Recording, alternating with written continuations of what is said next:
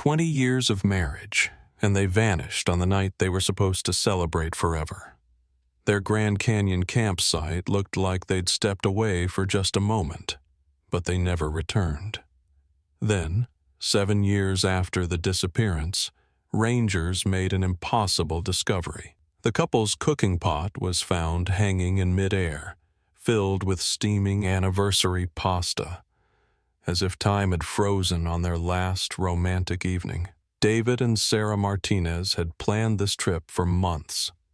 After 20 years of marriage, they wanted to return to the place where David had first said, "I love you," a secluded campground overlooking the Grand Canyon's south rim.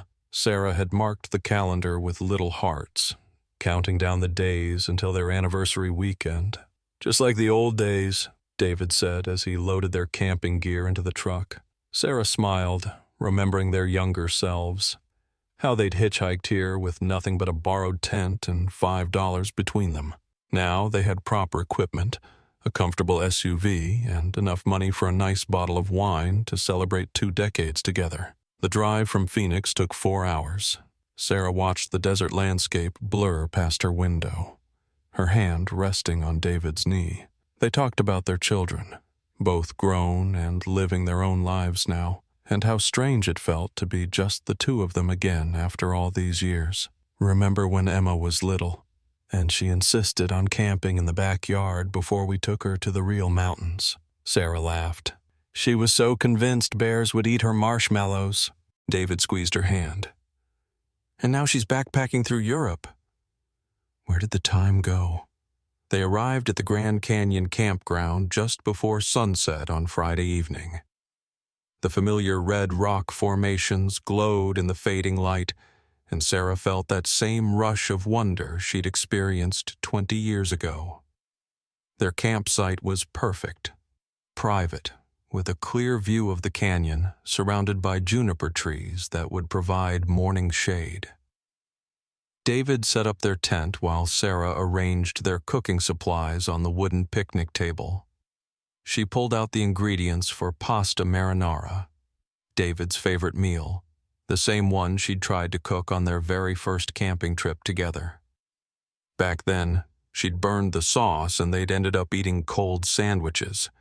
This time, she was determined to get it right. "Need help with dinner?" David asked, wrapping his arms around her waist from behind. "No, this is my anniversary gift to you," Sarah said, leaning back against his chest. "The perfect pasta marinara you never got 20 years ago." As the sun disappeared behind the canyon walls, Sarah began cooking. The familiar sounds of camping filled the air, the soft hiss of the camp stove, the gentle bubbling of water coming to a boil, the distant call of a canyon wren.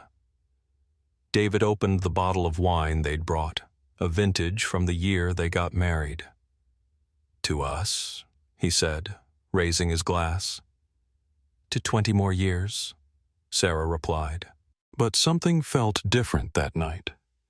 Sarah couldn't shake the feeling that they were being watched. She kept glancing over her shoulder at the darkness beyond their campfire's glow. The canyon seemed quieter than usual. No other campers, no distant voices or laughter from neighboring sites. "Is it just me?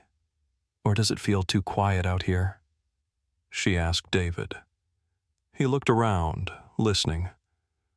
"Maybe everyone went to bed early. It's pretty remote up here." Sarah stirred the marinara sauce, trying to ignore the unease creeping up her spine. The pasta was almost ready, perfectly al dente, just the way David liked it. She'd been practicing this recipe for weeks, determined to recreate their anniversary perfectly. "Dinner's ready," she called, ladling the steaming pasta into 2 bowls. The sauce smelled incredible. Rich tomatoes, fresh basil, a hint of garlic. Much better than her disaster 20 years ago. They sat across from each other at the picnic table, the campfire casting dancing shadows on their faces. For a moment, everything felt perfect. The food was delicious, the wine was smooth, and David was telling stories about their early dating days that made Sarah laugh until her sides hurt.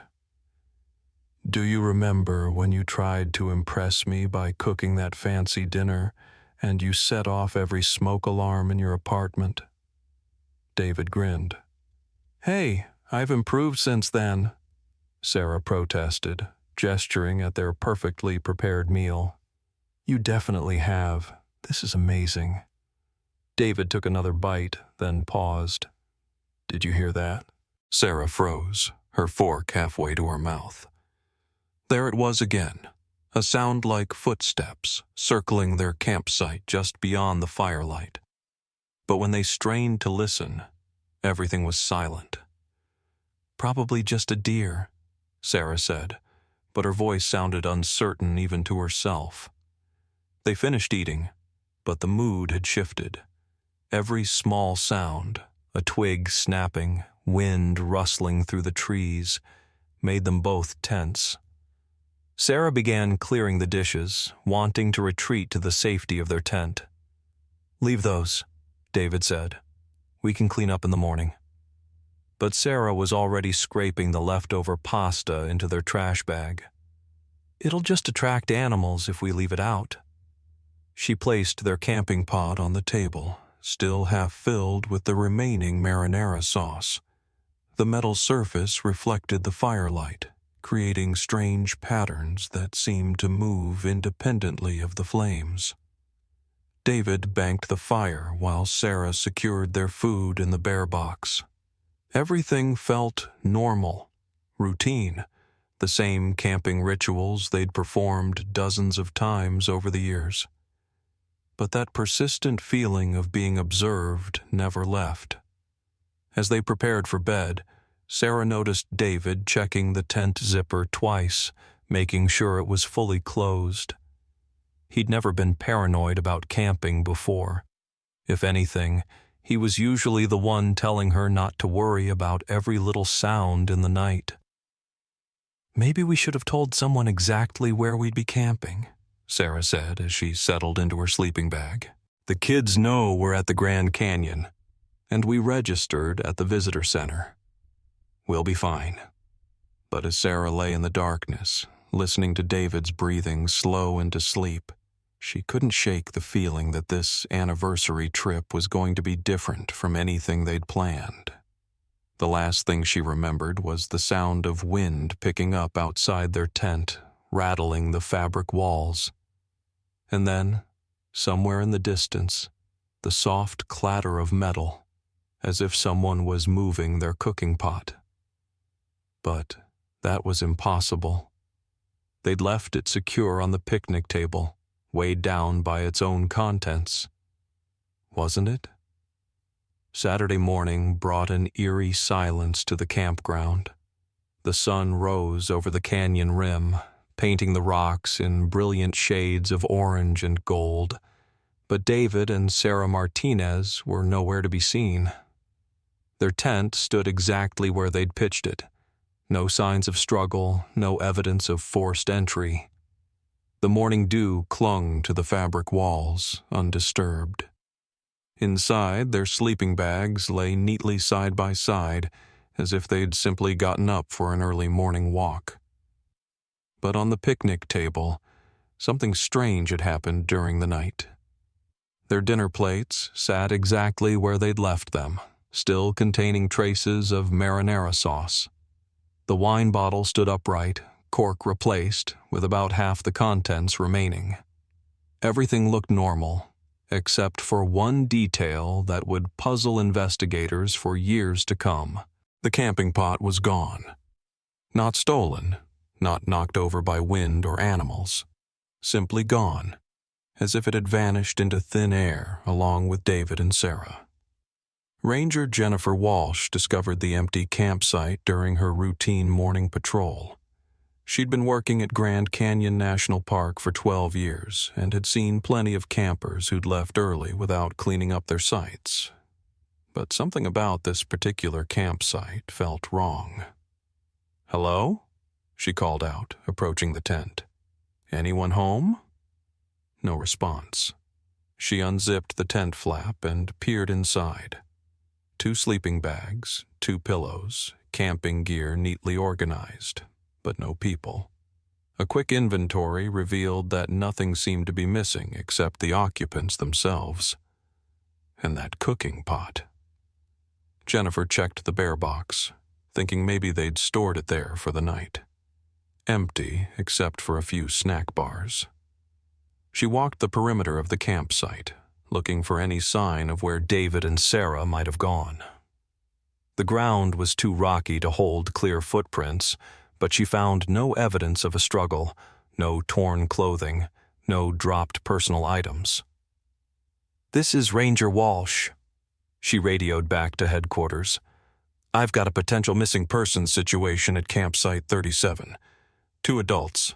Appears they left sometime during the night. Vehicles still here, tents intact, but no sign of the occupants." Within an hour, the campsite was crawling with park rangers and law enforcement.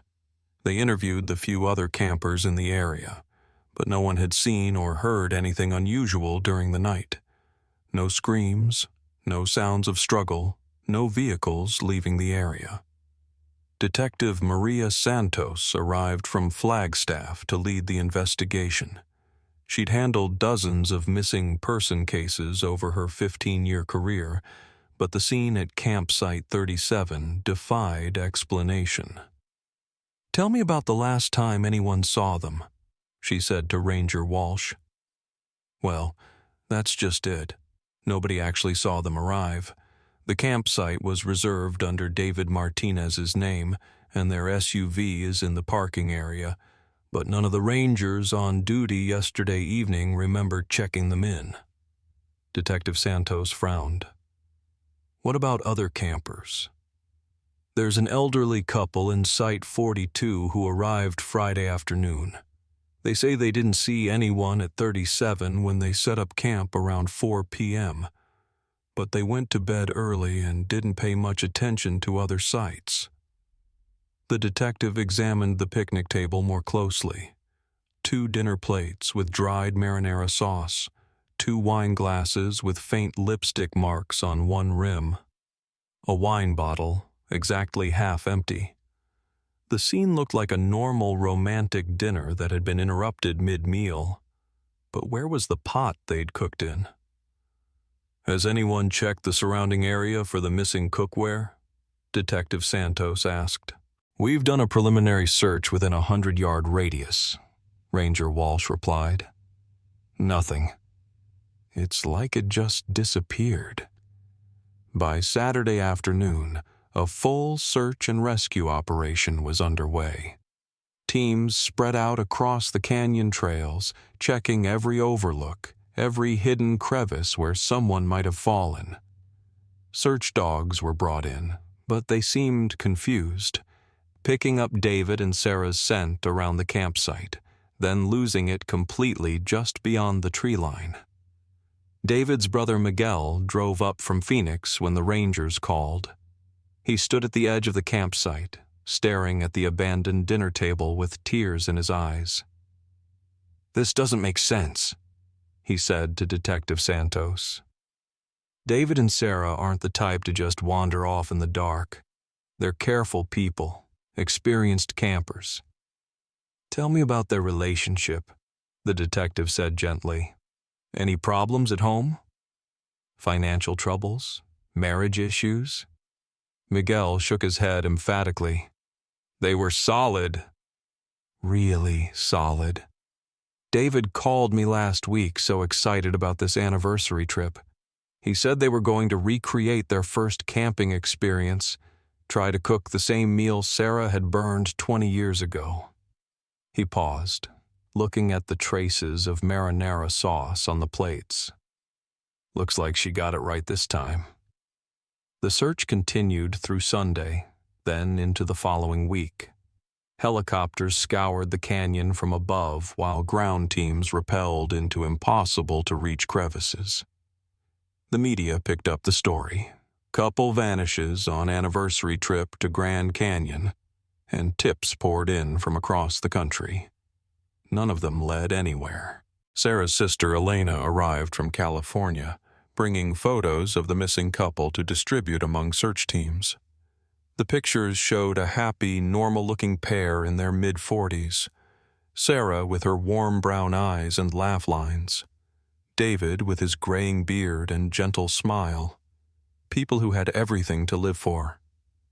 They were planning to retire next year, Elena told reporters. Sarah wanted to travel, see Europe. They were talking about buying an RV and driving across the country. Why would they just disappear? But as days turned into weeks, the active search was scaled back. Park rangers continued to patrol the area, and David and Sarah's photos were posted at every visitor center. Their SUV was towed to the Flagstaff police impound lot, where it would sit gathering dust while investigators waited for leads that never came. The campsite was eventually released back to the public. Other families came and went, roasting marshmallows around the same fire ring where David and Sarah had shared their last meal together. Most visitors never knew about the couple who had vanished there, leaving behind only dirty dishes and an impossible mystery. But the missing cooking pot bothered Detective Santos more than she cared to admit. In her experience, when people disappeared voluntarily, they didn't usually clean up after themselves so meticulously. And when people met with foul play, there were signs, blood, torn clothing, evidence of a struggle. This case had none of that. Just two people who seemed to have evaporated along with their cooking pot, leaving behind a half-finished anniversary dinner and more questions than answers. As the investigation moved from active to cold case status, Detective Santos filed her final report. No evidence of foul play. No indication of voluntary disappearance. David and Sarah Martinez remain missing under unexplained circumstances.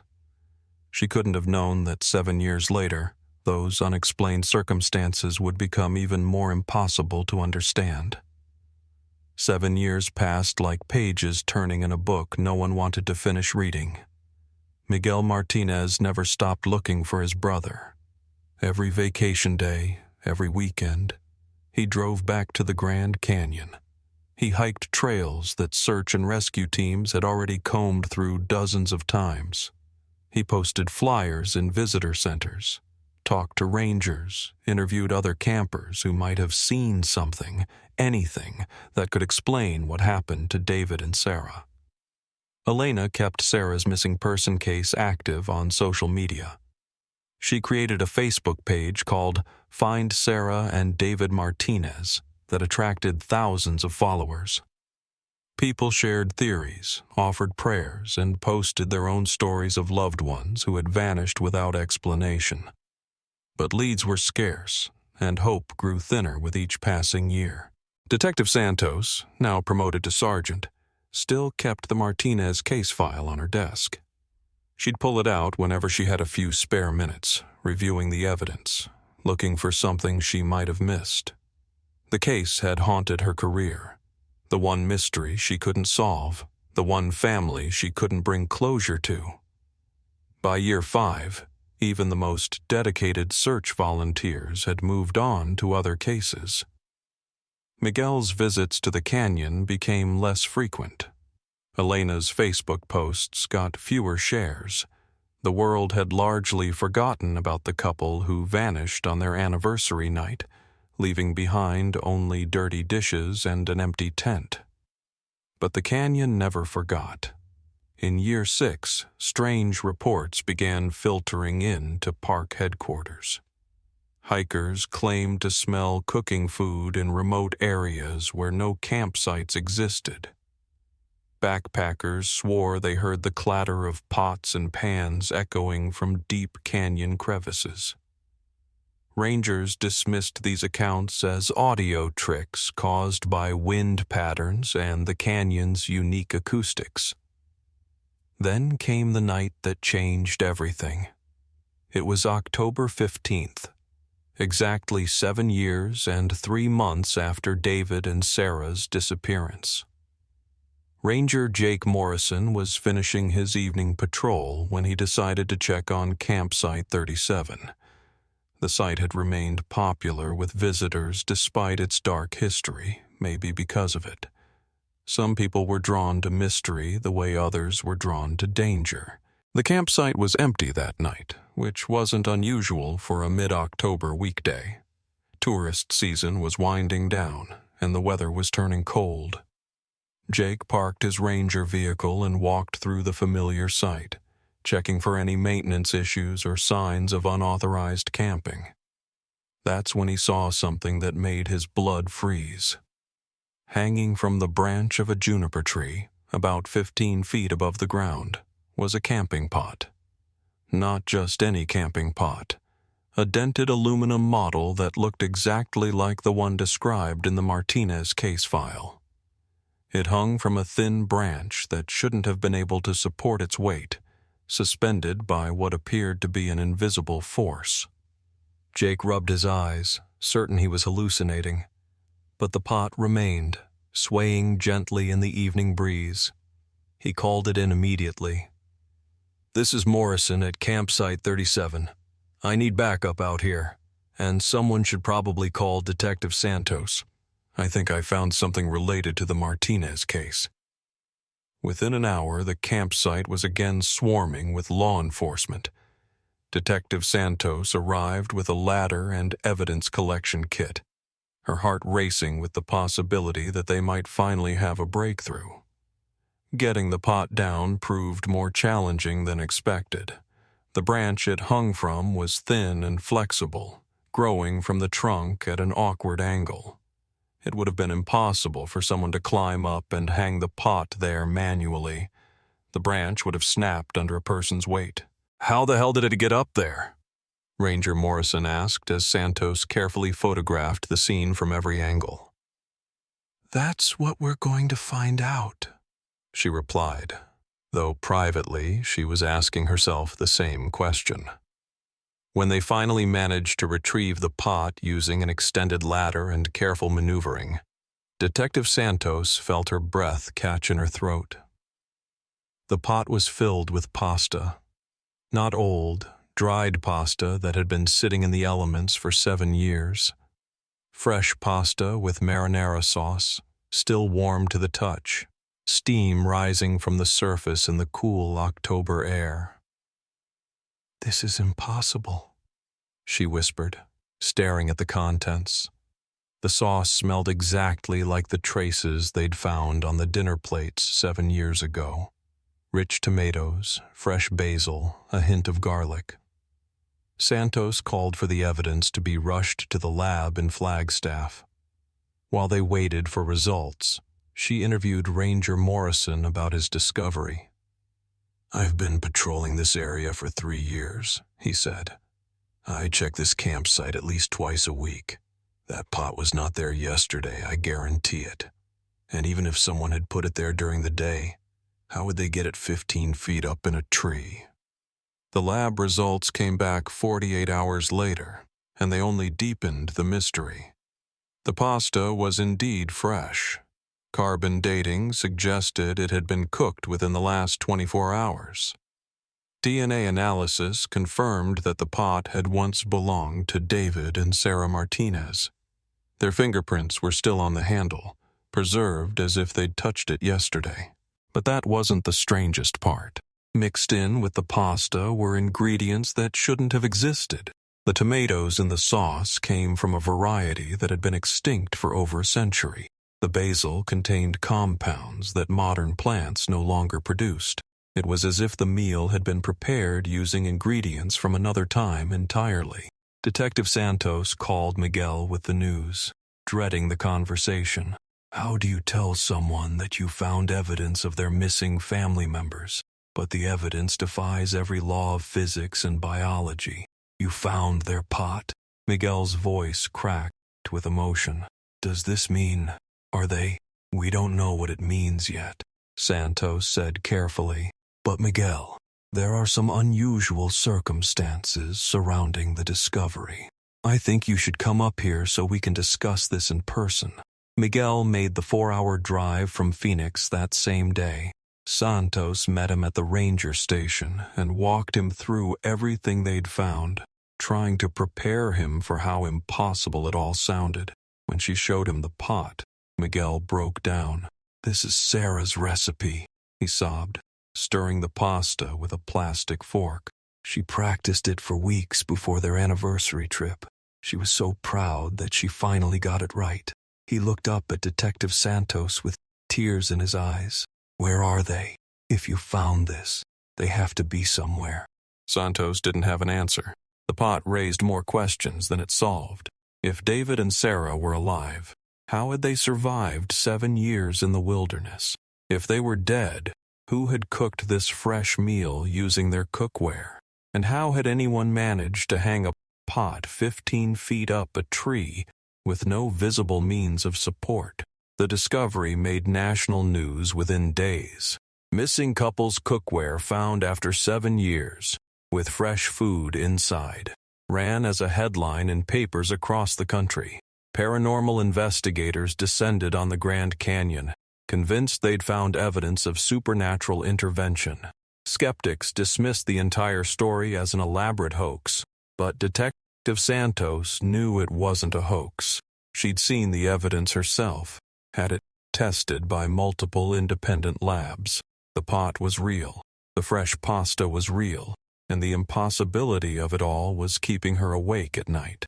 Elena flew in from California to see the pot for herself. She stood in the evidence room, staring at the familiar dented aluminum surface that had cooked so many family meals over the years.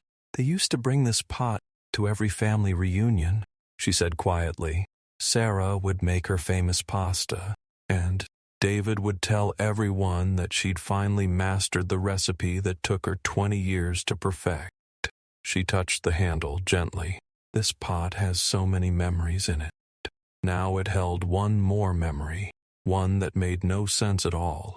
As winter settled over the Grand Canyon, Detective Santos found herself returning to Campsite 37, again and again, staring up at the juniper tree where the impossible pot had hung. She couldn't shake the feeling that this was just the beginning of something larger, something that would challenge everything she thought she knew about what was possible. She was right. The pot discovery had opened something that couldn't be closed again. Within weeks of the media coverage, reports started flooding in from across the Grand Canyon area. Hikers found camping gear in impossible locations. Sleeping bags spread neatly on cliff ledges 40 feet above any trail. Camp chairs positioned on narrow rock spires that no human could reach. But it wasn't just random equipment. Every item bore traces of David and Sarah Martinez. A backpack was discovered wedged in a crevice so narrow that searchers had to use specialized climbing equipment to retrieve it. Inside were Sarah's reading glasses, still warm to the touch, and David's journal with fresh ink entries dated 7 years after their disappearance. Detective Santos read the journal entries with growing bewilderment. They were written in David's handwriting.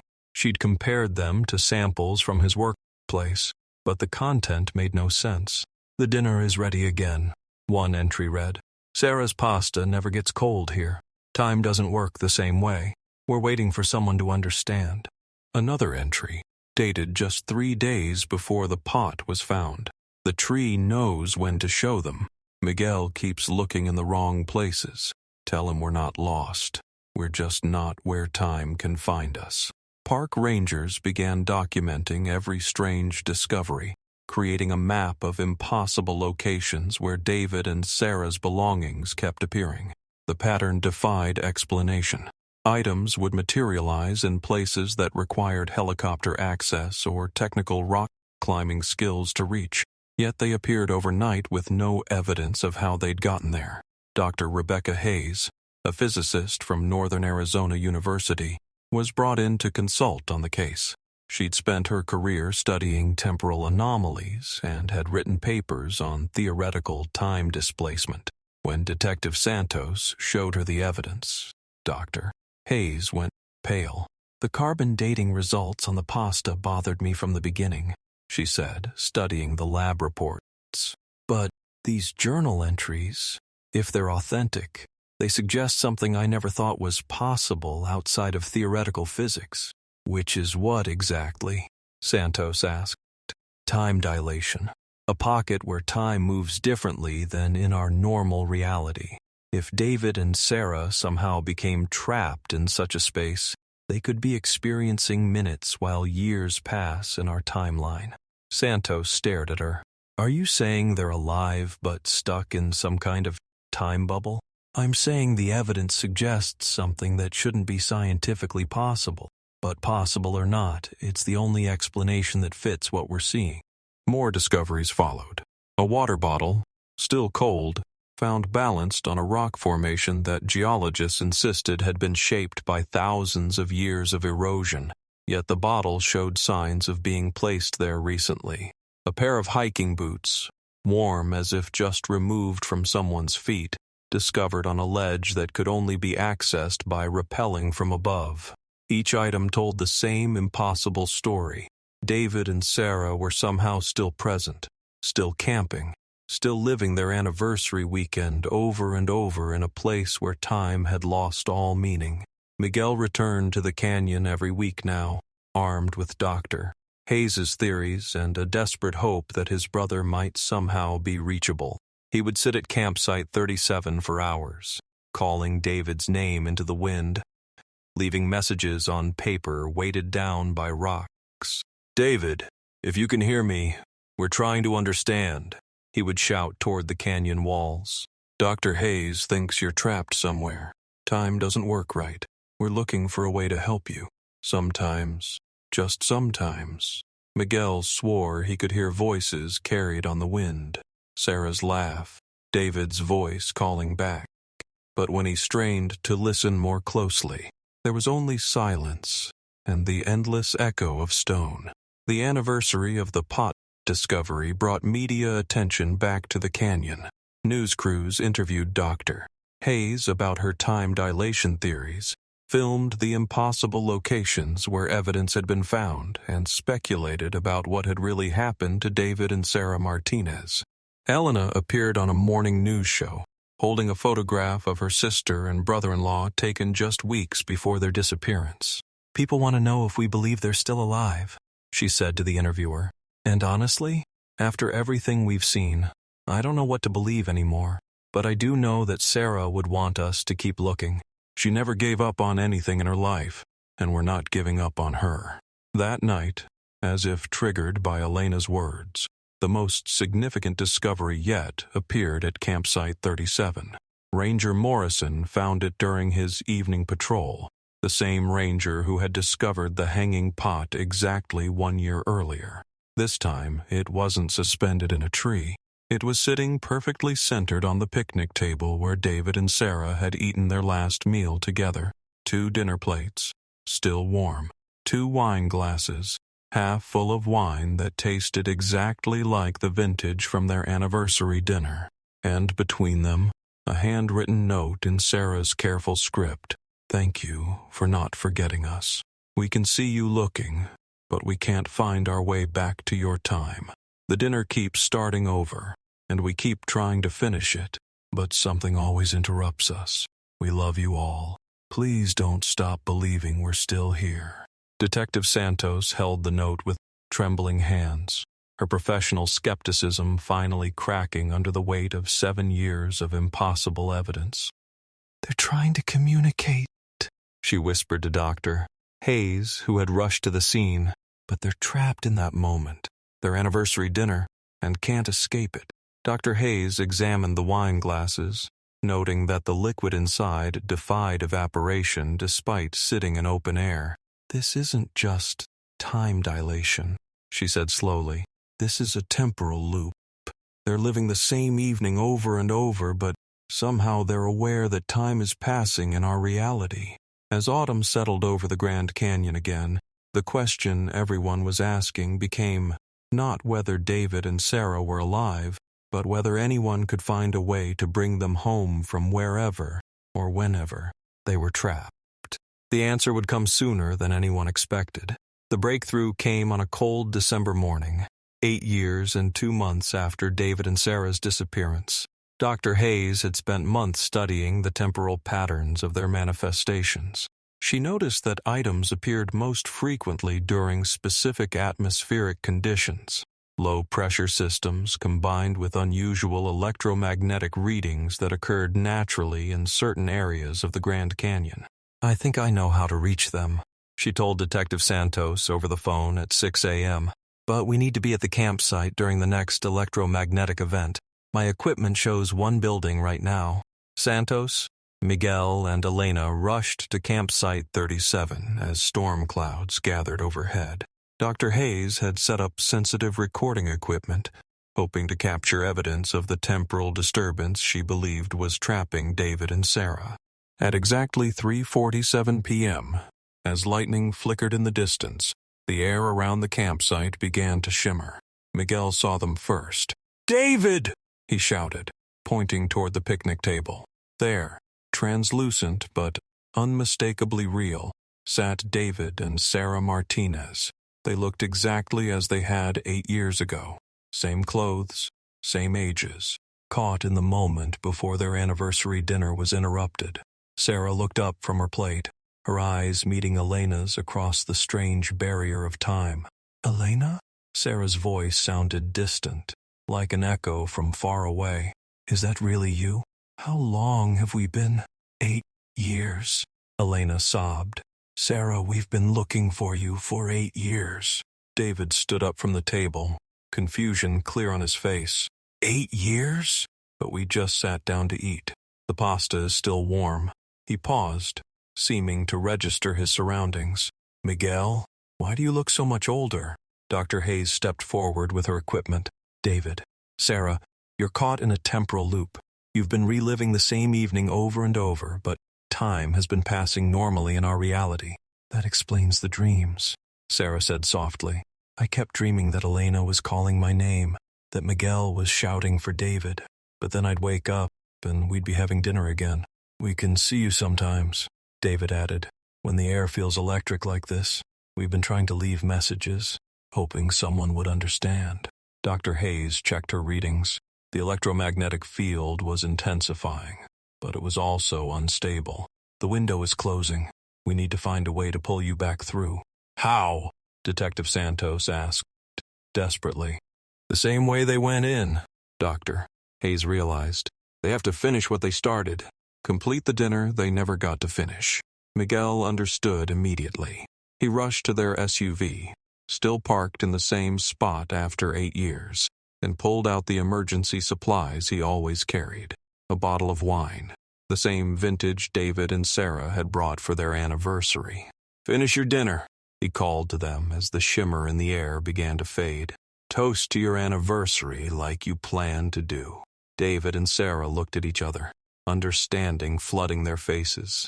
They sat back down at the picnic table, now visible to everyone gathered around the campsite.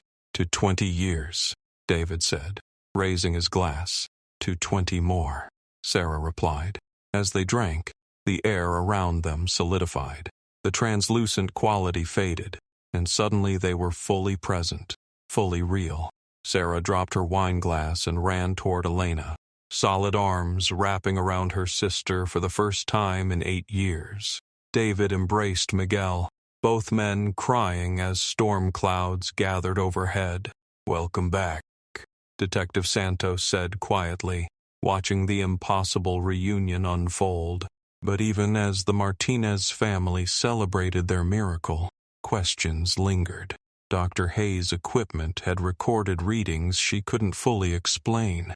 The temporal loop had released David and Sarah, but the canyon itself seemed unchanged, still holding secrets, still bending the rules of time and space. 3 months later, David and Sarah gave their first interview about their experience. They described reliving the same evening hundreds of times, aware that something was wrong but unable to break free from the cycle. "We never aged, never got hungry beyond that first dinner," Sarah explained. "It was like being stuck in a photograph, watching the world change around us but unable to step outside the frame. They moved away from Arizona, settling in a quiet town in Colorado where the mountains felt safer than canyons. But they returned to Grand Canyon National Park every year on their anniversary, leaving flowers at Campsite 37 and thanking the place that had held them prisoner and ultimately brought them home. Detective Santos kept the case file open, marked as solved but unexplained. She knew that some mysteries had answers that defied conventional understanding, and sometimes, late at night, rangers still report the sound of clinking dishes echoing from empty campsites, reminding everyone that the Grand Canyon keeps its own time and its own secrets,